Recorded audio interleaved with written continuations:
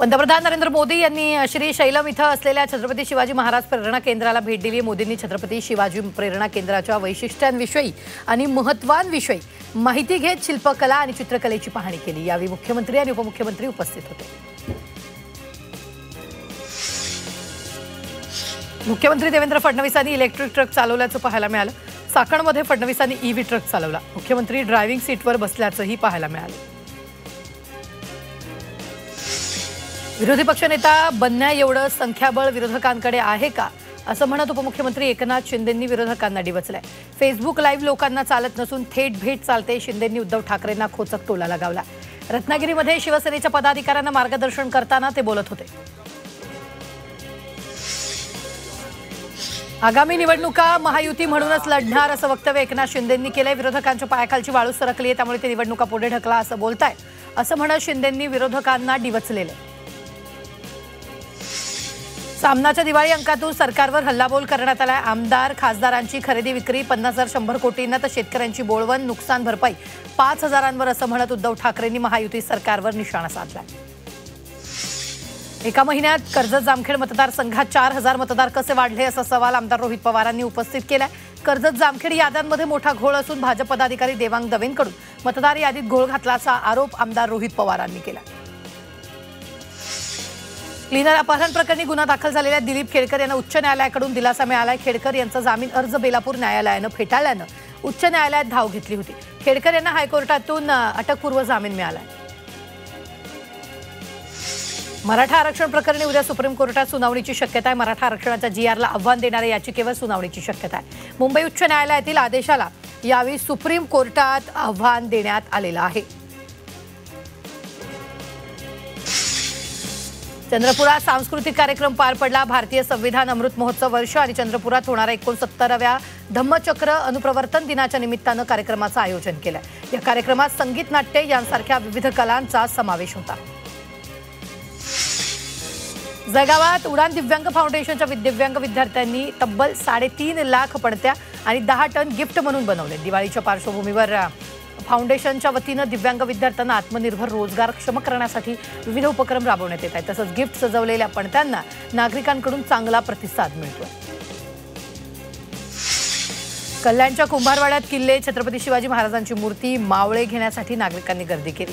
यंदा बाजारात plaster of पॅरिसचे readymade किल्ले देखील उपलब्ध झाले।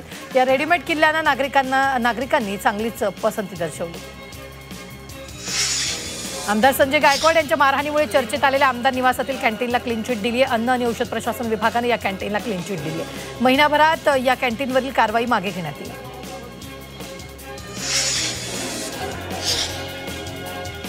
निम्मेच्या रक्कम परत करावी या मागणीसाठी गोकुळच्या कार्यालयावर काढलेल्या मोर्चाला हिंसक वळण लागले। पोलीस आणि आंदोलकांमध्ये हाणामारी झाली। मोर्चात आणलेली जनावरं आतमध्ये सोडणार नाहीत अशी भूमिका पोलिसांनी घेतली, तर जनावरं आतमध्ये घेऊन आणण्यासाठी आंदोलक आक्रमक झाले।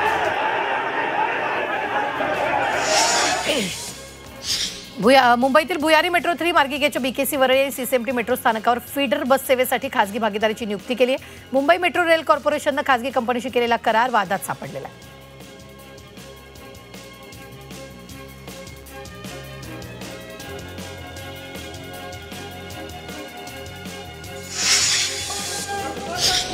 माणिकराव कोकाटे यांचे बंधू भारत कोकाटे यांनी भाजपमध्ये प्रवेश केलाय। शिवसेना उद्धव बाळासाहेब ठाकरे पक्षाची साथ सोडून त्यांनी भाजपमध्ये प्रवेश केलाय। सध्या ते सिन्नर येथील सोमठाणेच्या सरपंचपदी कार्यरत आहेत। नाशिक जिल्हा मजूर फेडरेशन आणि विशेष कार्यकारी सोसायटी अशा विविध पदांवरही त्यांनी काम केले। शिरूर तालुक्यातील रांजणगावच्या माजी सरपंच स्वाती पाचुंदकर यांच्या भाजप प्रवेशावर काँग्रेस नेते सचिन सावंत यांनी टीका केली। पाचुंदकर यांच्यावर गावठाणची जमीन हडपण्याचा गुन्हा असतानाही त्यांना भाजपमध्ये प्रवेश दिल्यानं भाजप आता धोबीघाट झाल्याची टीका सचिन सावंतांनी केली। हिंगोली शरद पवारांच्या राष्ट्रवादीला धक्का बसलाय। जिल्हाध्यक्ष दिलीप चव्हाण यांच्यासह अनेक माजी नगरसेवकांनी अजित पवारांच्या राष्ट्रवादी काँग्रेसमध्ये प्रवेश केला। पुण्यात अजित पवारांच्या उपस्थितीत हा पक्ष प्रवेश झाला। धाराशिव जिल्ह्यातील 8 नगर परिषदेच्या मतदार यादीत घोळ झालाय। मतदार यादीबाबत तब्बल 13,000 आक्षेप नोंदवण्यात आले। निवडणूक विभागाकडे मतदार यादीच्या तक्रारींचा खर्च आहे। तक्रारींचं निवारण मुदतीत करण्याचं प्रशासनासमोर आव्हान आहे।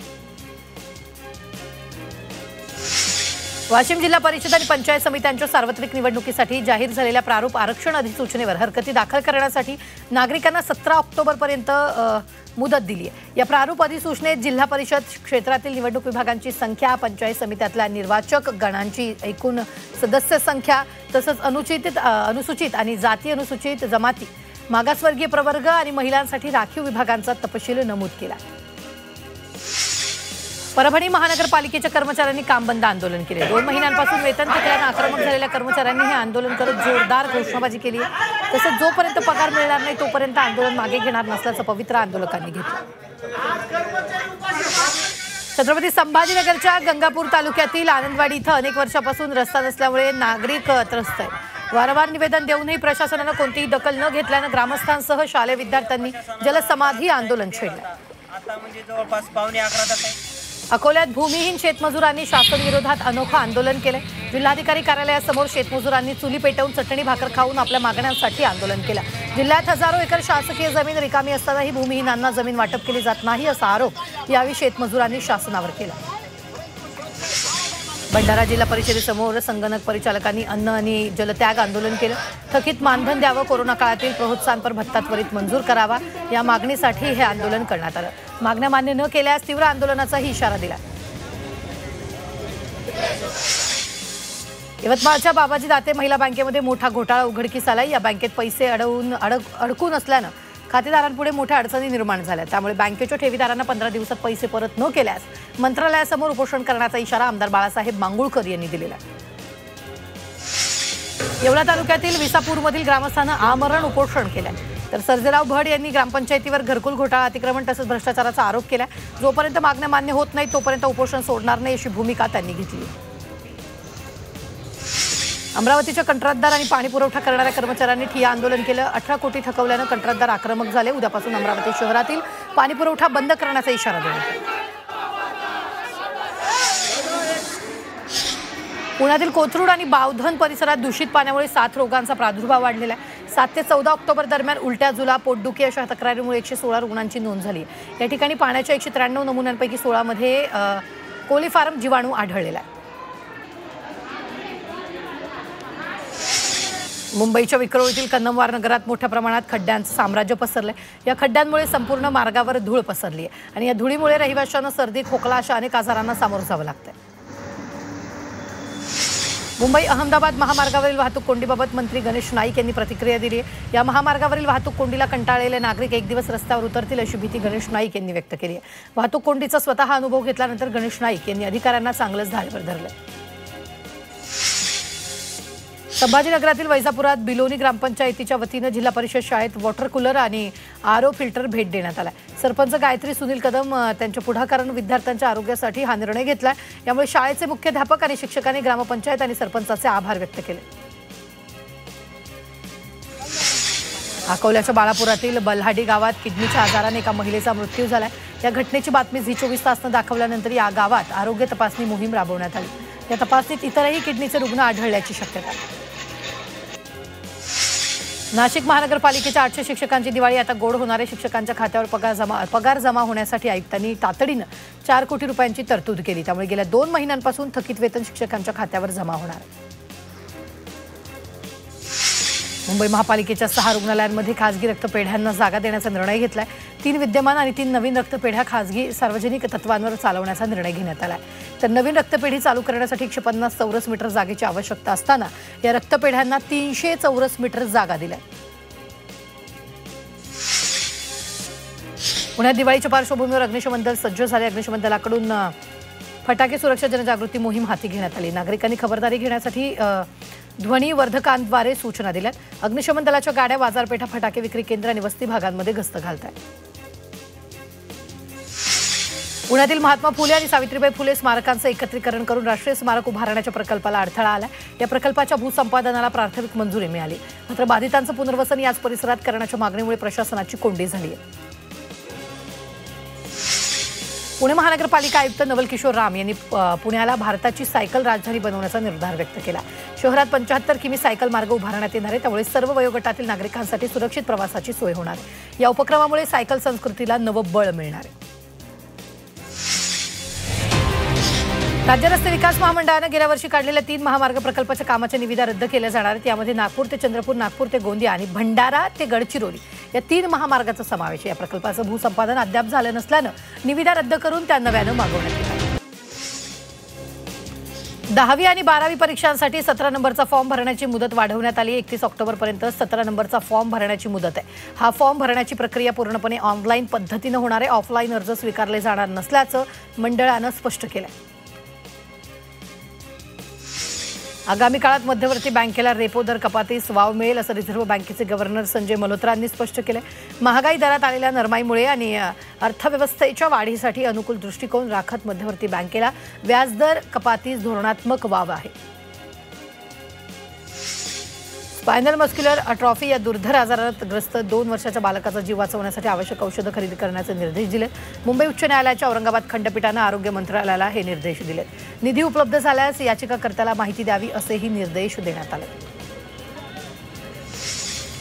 राज्यात रक्ताचा तुटवडा जाणू नये यासाठी राज्य रक्त संक्रमण परिषद समन्वयकाची भूमिका बजावणार आहे। यामुळे विविध जिल्ह्यांमध्ये रक्ताचा साठा संतुलित ठेवता येणार आहे। रक्त टंचाईची समस्या भेडसावत असल्याच्या पार्श्वभूमीवर हा निर्णय घेण्यात आला। मुंबईतील एल्फिस्टन पुलाच्या कामामुळे अनेक बस मार्ग खंडित करण्यात आले। त्यामुळे या मार्गावरून जाणाऱ्या प्रवाशांना पर्यायी मार्ग उरले नाहीये। तसंच बेस्ट प्रशासनाच्या महसुलातही मोठ्या प्रमाणावर घट झाली। दिवाळीत फटाके वाजवताना खबरदारी घेण्याचं आवाहन मुंबई महापालिकेने केलंय। तसंच इमारतीत जिन्यावर किंवा टेरेसवर फटाके फोडू नयेत, खिडक्यांच्या पडद्याजवळ दिवे लावू नयेत असं आवाहन नागरिकांना करण्यात आलंय। मदतीसाठी 101 आणि 1916 हा क्रमांक जाहीर केला आहे। छत्रपती संभाजीनगरमध्ये जोरदार पावसानं हजेरी लावली। सकाळपासूनच शहरात ढगाळ वातावरण होतं। चिकलठाणा, सावंगी परिसरात पाऊस झालाय। 22 ऑक्टोबरपर्यंत पावसाचा अंदाज वर्तवलाय।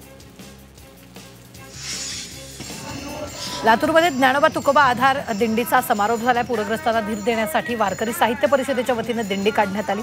आत्महत्येला परावृत्त करून जगण्याची नवी उमेद बळीराजा जागवणार असल्याचं यावेळी सांगण्यात आलं। सिंधुदुर्गात भाजप कार्यकर्ते विशाल परब यांचा वाढदिवस अनोख्या पद्धतीनं साजरा करण्यात आलाय। आपल्या वाढदिवसाला त्यांनी मुख्यमंत्री सहायता निधीला तब्बल 5,55,555 रुपये दिले। या निर्णयाबाबत जिल्ह्यातील सर्व स्तरावरून त्यांचं कौतुक केलं जातं। सोलापुरात सिद्धेश्वर कृषी उत्पन्न बाजार समितीने जिल्ह्यातील पूरग्रस्तांसाठी मदतीचा हात पुढे केला। या समितीने पूरग्रस्तांसाठी मुख्यमंत्री देवेंद्र फडणवीस यांच्याकडे 25 लाखांचा धनादेश सुपूर्द केला। पूरग्रस्तांच्या पुनर्वसनासाठी समितीकडून ही छोटीशी मदत करण्यात आली।